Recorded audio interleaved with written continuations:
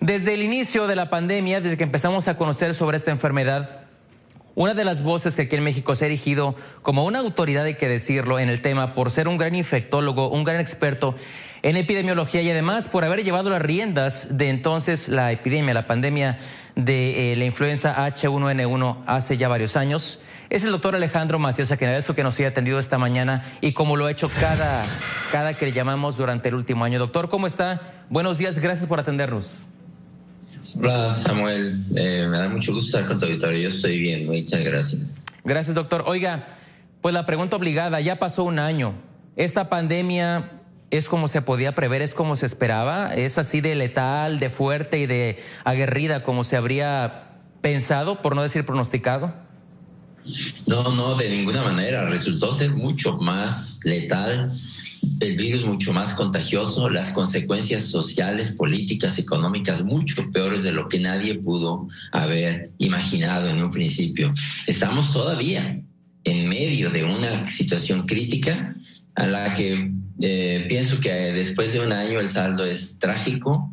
No estemos buscando culpas, desde luego tendremos todavía que buscar qué cosas se pueden hacer mejor, pero termino este comentario diciendo que, como comentas que hay 2 millones de casos ya en México, no, yo te puedo asegurar que ya para este momento en México debe haber más de 30 millones de casos y no 200,000 muertos, sino al menos el doble, de acuerdo con los propios datos de la Secretaría de Salud. Esos son los datos registrados exclusivamente. Esta es una situación de la que todavía no podemos salir y tenemos que aprender lecciones muy duras. Hablamos, doctor, que según esta proyección, 1 de cada 4 mexicanos casi se habría contagiado, o 1 de cada 5 se habría contagiado ya de COVID-19. Yo creo que es más o menos 1 de cada 3, también de acuerdo con datos, por ejemplo, del Seguro Social, estudios de serología del Seguro Social y del propio Instituto Nacional de Salud Pública. Para este momento ya por lo menos entre el 35 y 40% de la población mexicana ya se infectó. Y de fallecimientos, doctor, también iría por la misma. Hablamos de que está teniendo un alto índice de letalidad en México, llegó a superar el 11% y en algún momento, según las cifras oficiales de todo el mundo, estábamos en el top de muertes a nivel mundial, no por cantidad, sino por la tasa de letalidad que presentaba esta enfermedad. Sí, pues mira, es muy difícil comparar países con países, puesto que las maneras en las que se recaban los datos no son iguales, pero sí podemos decir que le está costando a México por lo menos 20 veces más que una epidemia, que una estación de influenza, y que la propia pandemia de influenza de 2009-2010, esto le está costando por lo menos 10 veces más en enfermedad, en muerte y en todas las circunstancias políticas, económicas y sociales. Doctor, el proceso de vacunación, el desarrollo de un tratamiento, ¿sería también en tiempos algo de lo esperado? ¿Se podría calificar rápida la respuesta emergente que se dio a ello? No, vamos muy lentos. La respuesta ha sido lenta, principalmente, no es culpa de actores de Estado, es que llegaron muy pocas vacunas, no llegaron las vacunas que se suponía que tenían que llegar y posteriormente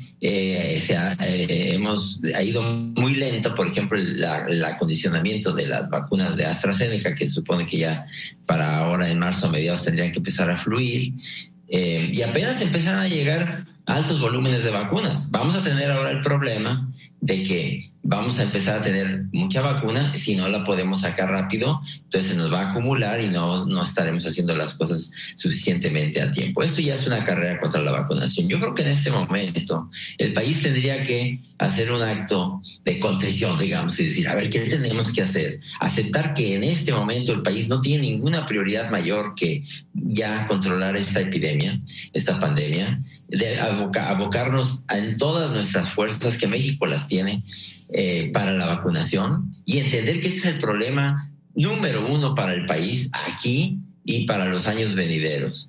Más importante que ningún otro problema, que ningún otro plan de infraestructura, de desarrollo, es en este momento ya el control de esta epidemia en México. Tomando su experiencia, doctor, con la influenza H1N1, y más allá de cualquier autoridad o gobierno, ¿cómo ha visto usted o cómo valoraría la reacción del mexicano ante una enfermedad que todavía sigue vigente? ¿Cómo la hemos tomado? ¿Cómo la hemos manejado como ciudadanos, como individuos? Sí, yo creo que como ciudadanos hay de todo.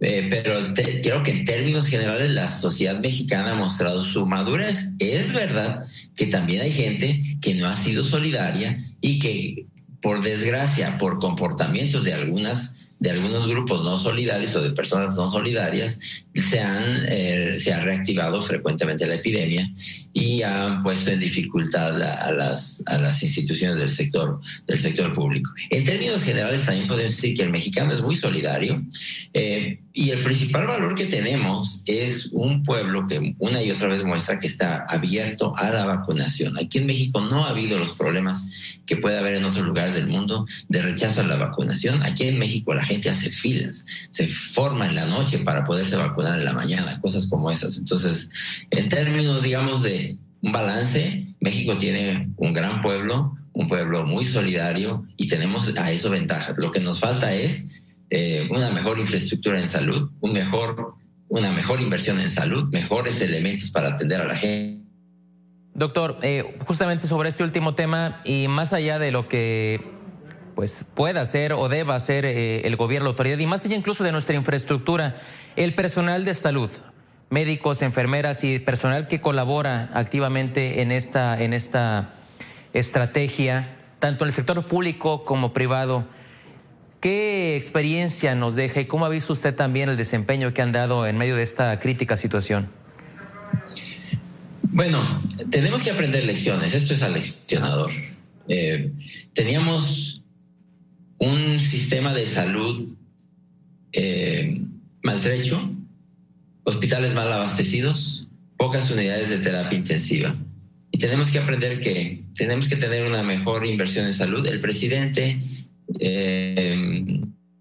ha declarado que quiere ser el presidente de la salud y que quiere pasar a la historia como... Lo estamos perdiendo, doctor. Estamos perdiendo la comunicación con usted.